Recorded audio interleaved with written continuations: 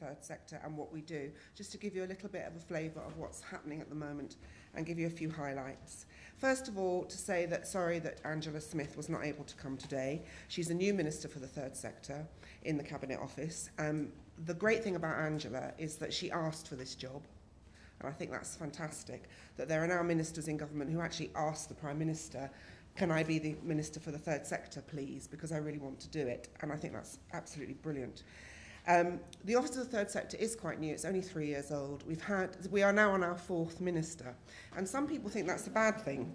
But I think it's an absolutely brilliant thing, because we now have Ed Miliband as Secretary of State for Climate Change, who was our first Minister for the Third Sector. We now have Phil Hope in the Department of Health as Minister of State, who was our second Minister for the Third Sector. And we now have Kevin Brennan, again Minister of State, in the new Department for Business, Innovation and Skills, who was our last Minister. And we now have Angela Smith. Now, this means, well, 2 things I'd like to say about that. One is that they've all been promoted. Secondly, Angela is now Minister of State in the Cabinet Office, and that's a higher level for the Minister of the Third Sector to operate at.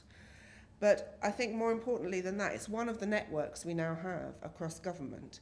Ex-ministers for the third sector carry that with them to their new job, and they don't forget. And they get on the phone to each other and talk about it a lot. So that's really important. But we also have other ministers in departments who have a responsibility for the third sector. So in every government department, there is a minister who carries with him or her in their portfolio the third sector as a part of their job. So there's a ministerial network. There's a network that I have across government departments where we have champions at very senior level in every government department. We have our local networks with IDEA, LGA and all other people in local government. We have lots and lots of local authorities who've chosen National Indicator 7, which is the Thriving Third Sector Indicator. We have a regional network in the government offices. In every government office in England, there is a third sector team. So we really are reaching out across all levels of government and really getting the message across to everybody that the third sector is a very important part of this country. It's a very important part of society. But I think also it's a very important part of the economy. And we mustn't forget that. And I just wanted to give you a few highlights of what we've been working on. Now, you've heard enough about the National Programme for Training of Commissioners. I'm not going to say another word about that. But I think it's a really, really important programme. I'm so pleased that we're continuing it. The second thing I want to tell you about is fundingcentral.org.uk, which we launched last week. And it is a new website where you will be able to find funding opportunities. If you're in the third sector, it has already 4,000 funding opportunities, and over the next few months it will build up even more information about funding from central government, local government, but also from things like foundations and other organisations, trusts that fund the third sector, and also European funding too. So fundingcentral.org.uk, it's the easiest website to use in the whole world, because even I can use it. And the other day, somebody made up a completely fictitious organisation, because you have to sort of put in, you know, like what kind of thing do you do, what kind of organisation are you, where are you? And somebody just completely made up all of that just to see what would happen. And up popped all these different funding opportunities. I think they made up something like, well, I want to help transport elderly people, and I live in Cheshire, and I'm a very small organisation. And they put all that in, and then up came a whole load of funding opportunities, and quite shocked by that, actually, that it worked. So it's very, very new. Yes, it did. And it's very, very new, and we've got to do a lot more work on it. We're kind of in phase 1 at the moment, but it is working, and we hope that by September it will have all the other funding opportunities on there. So it's really important that you know about that. I've mentioned NI7. We have a community of practice for local authorities. Again, IDA helps us with that.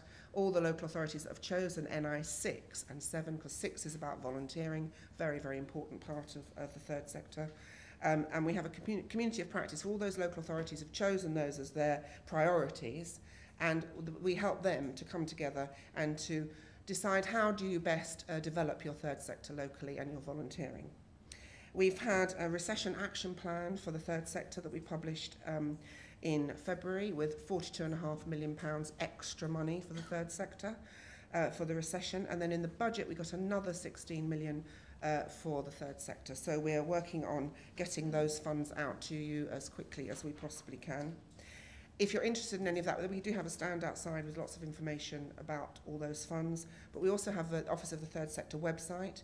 If you go onto that and you click on the bit on the right that says sign up for our newsletter, then you will get bulletins telling you all the new stuff that's coming out and all the new information. You'll get an email telling you whenever there's anything new to report, which will save you having to keep on checking. And of course, we are working on the compact to review the compact, an extremely important bit of policy. I know a lot of people complain about the compact not being strong enough, but you know, what I say to people is, if we didn't have the compact 10 years ago, we wouldn't be where we are now. We wouldn't have any of this. We wouldn't have NI7. We wouldn't have future builders. We wouldn't have an Office of the Third Sector. We wouldn't have capacity builders. None of that would exist without the compact being the bedrock of everything that government is doing for the sector. So it's very, very important. And we want to make it better, obviously. And I'm going to finish with an announcement, because that's what we do in government. We announce things. In your packs, you've got this. And please don't forget about it, because today we've heard from the panel stuff about counting. Got to count everything. Yes, you're absolutely right. And this is a new announcement about intelligent monitoring, proportionate monitoring. So it's a government commitment. It's published by the National Audit Office in conjunction with us and the Treasury. And what it's about is having the right sort of monitoring for the funding that you've been allocated. So it's a new way of working. All government departments have signed up to it, and it's about having the right sort of level of monitoring and counting, if you like, rather than overburdening you with huge amounts of requests for monitoring. So please have a look at that, because it's published today. Today is the press release has gone out today announcing this new regime, if you like, for government to monitor appropriately with the sector and not overburden. So it's part of the government's drive to reduce red tape and bureaucracy. So I shall end there and let you have your lunch.